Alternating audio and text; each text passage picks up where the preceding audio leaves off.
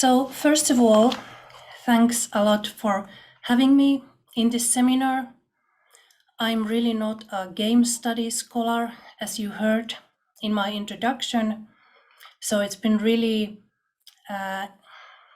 enlightening to listen to your presentations and read your papers. And I noticed that there are something is going on in the chat, but I'm not going to be reading it while I'm presenting. So if there's any trouble, just shout out loud. So, as I'm not game studies scholar, my approach to monsters and play is also going to be different from most of the papers presented in this seminar.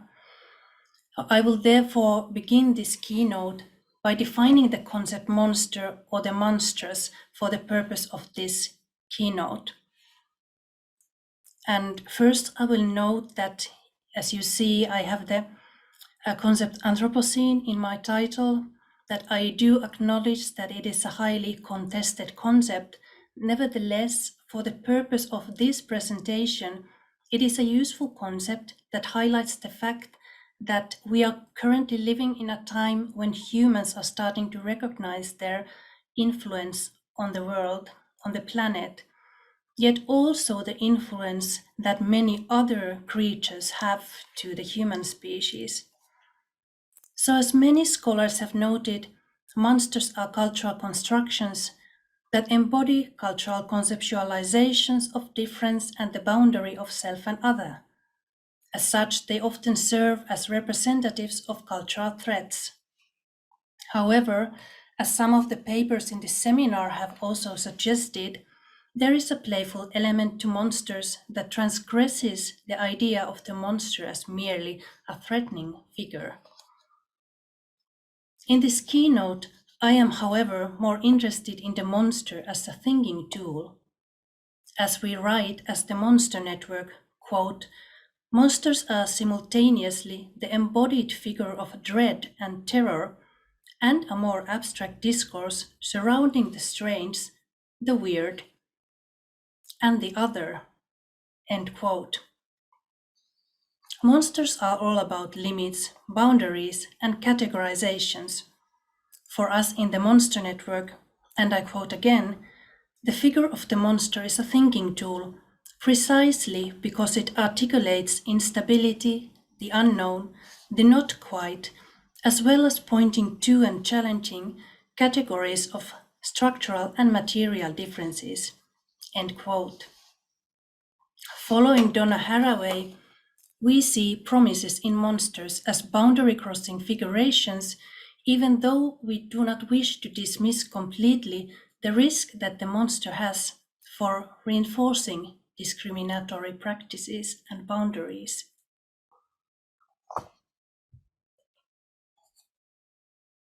Monster or the monsters thus serves as a thinking tool or as a method, or indeed plural methods.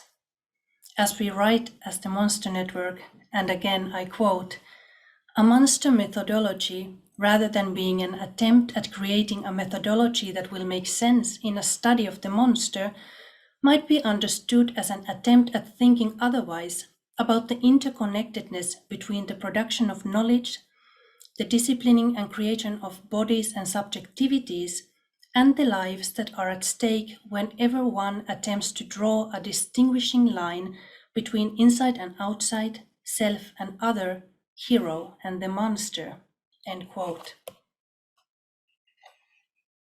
I am deliberately using direct quotations here to make visible where my thinking behind this keynote originates and where it draws inspiration. These Monster Network quotations have been from our 2018 article in Soma Techniques. In the abstract of this keynote talk, I promise to explore the playful interconnections of art and science and the posthuman knowledges produced through these interconnections.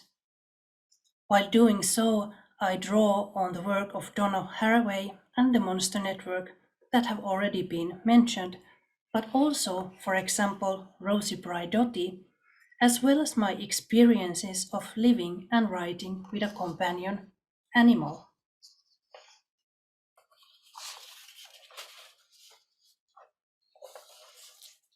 Let us then delve into the question of play. Donna Haraway uses the metaphor and practice of string figures or cat's cradle, the game where you tie string knots with your hands, to describe the multi-species entanglements that we all take part in. For Haraway, string figures is a storytelling practice where worlds and worldings are created. For Haraway, indeed, quote, it matters what stories make worlds, what worlds make stories. In this sense, the stories that we tell constitute our world, and the worlds that we make constitute our stories.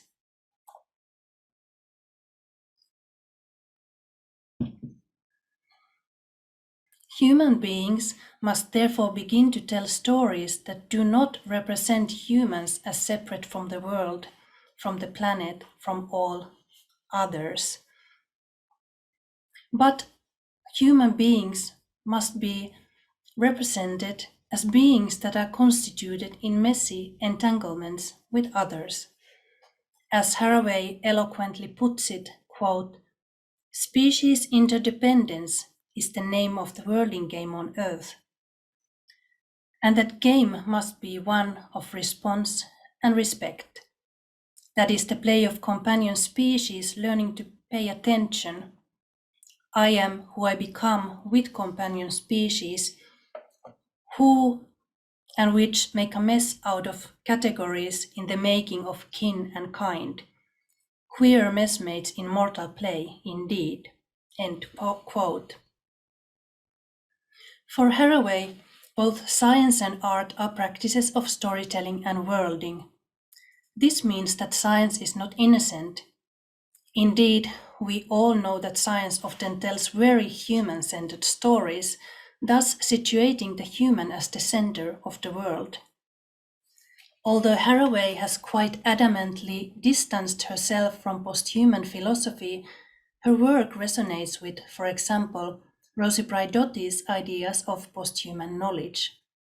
For Braidotti, posthuman knowledge must take into account the role of non-human actors in knowledge production.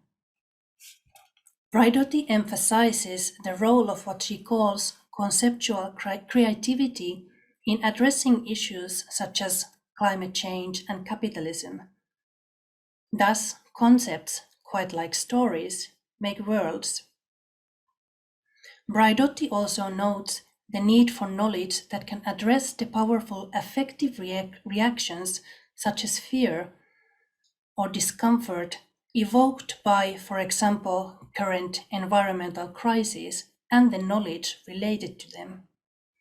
Moreover, Braidotti emphasizes the role of human sciences and art for posthuman knowledge. Braidotti argues that we need, and I quote again, collective efforts to construct different social imaginaries, a task for which literature and the arts are eminently suited in so far as they focus on the analysis of cultural representations and interpretations of what it means to be human. End quote. We are all probably painfully aware of the fact that communicating scientific knowledge alone is not enough in bringing about solutions to climate change or other global catastrophes. As Finnish philosopher Elisa Aaltola notes, if scientific information was enough, we would already have done something more to prevent these catastrophes. We thus need different ways to communicate knowledge that takes into account the affective power of this current crisis, and artistic practices can be useful in creating such knowledges.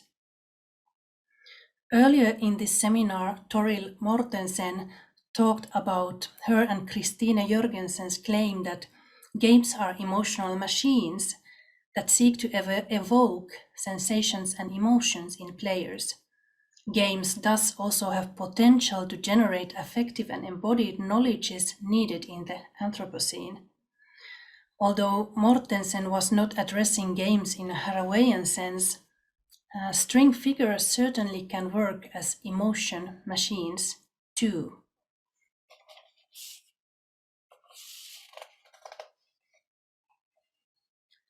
Instead of producing knowledge and telling stories of non-human others, how could we learn to produce knowledge with them? Recently, I have struggled with these questions as I have attempted to write with a companion animal.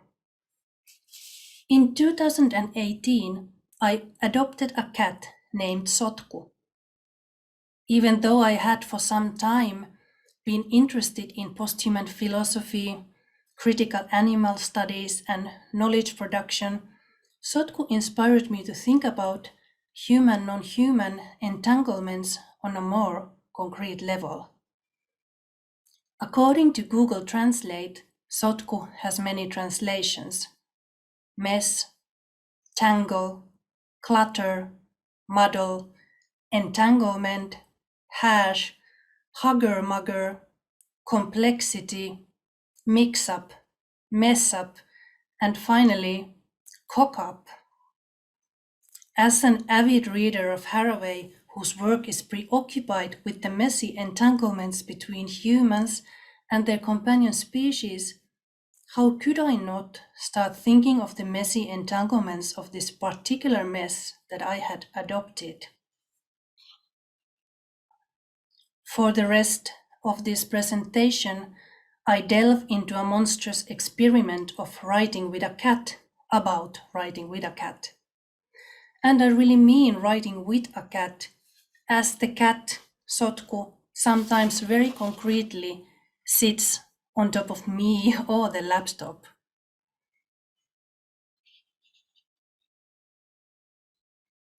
In Companion Species Manifesto, Haraway asks, quote, "How might an ethics and politics committed to the flourishing of significant otherness be learned from taking dog-human relationships seriously?"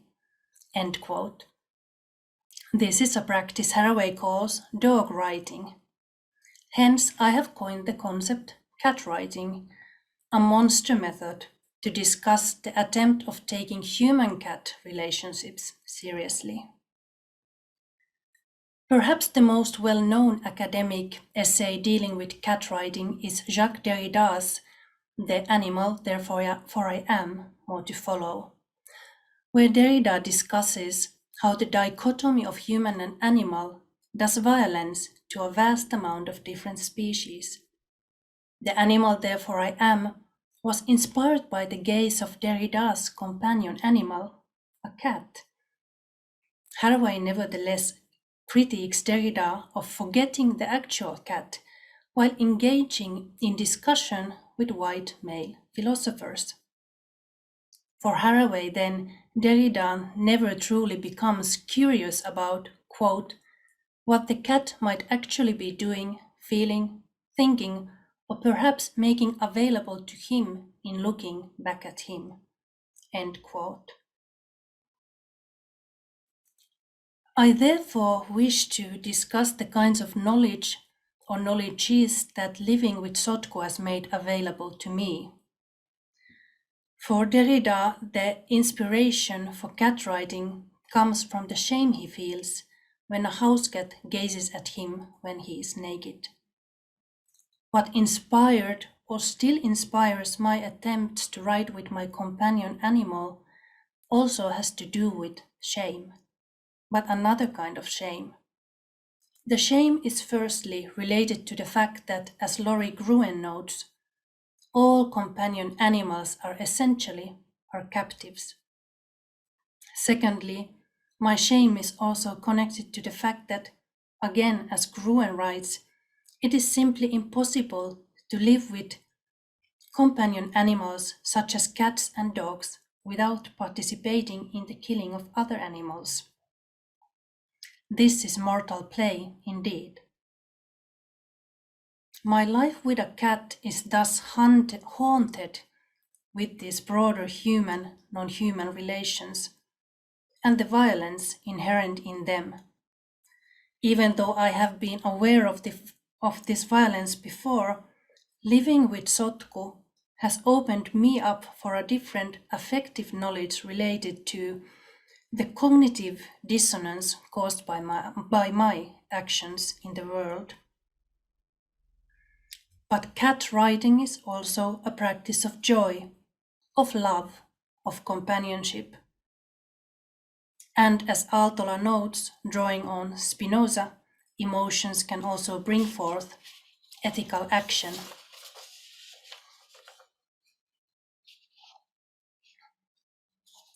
For me, for example, adopting a carnivore also meant adopting a vegan diet.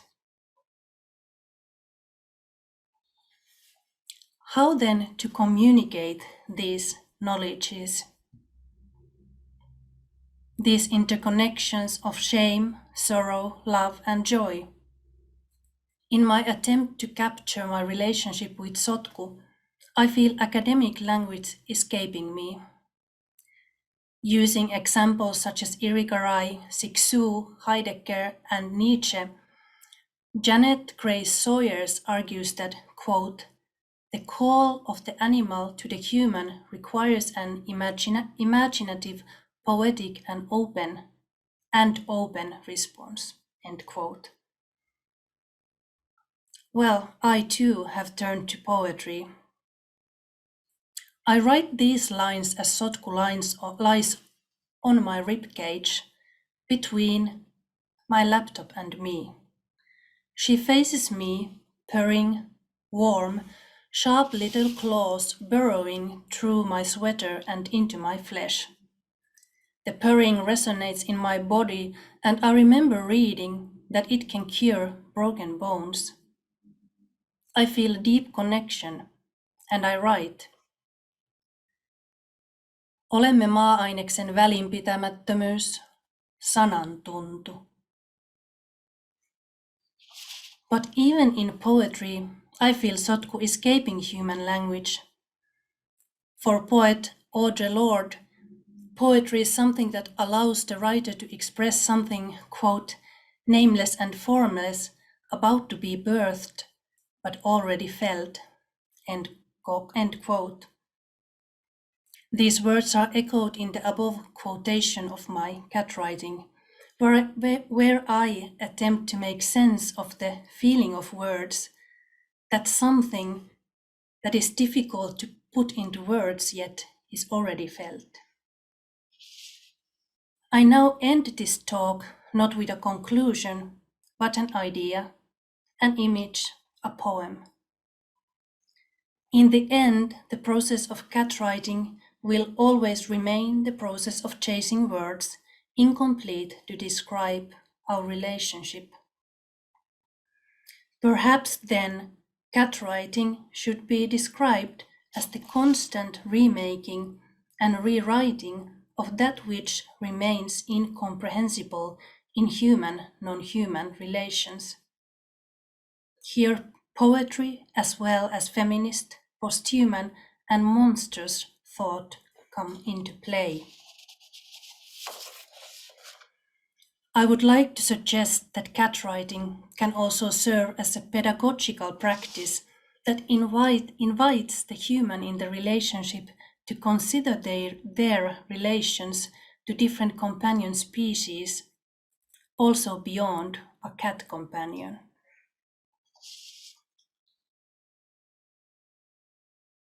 Purring resonating in my bones, I write.